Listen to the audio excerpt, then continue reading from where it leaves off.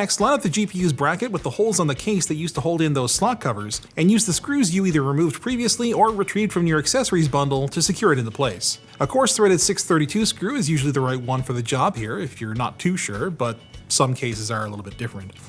If you have a multi-slot GPU and you find yourself with only one screw for some reason, put it on any other slot than the top one for best results. You still have all your screws though, right?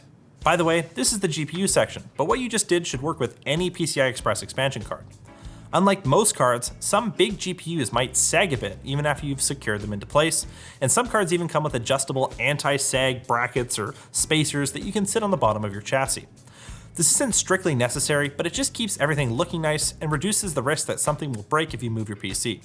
Just slip it into place and slide the bracket up until it's holding your GPU at the right height, then tighten it so it stays there. Other solutions may involve drilling into your case, or some cases even include a sag bracket on their own.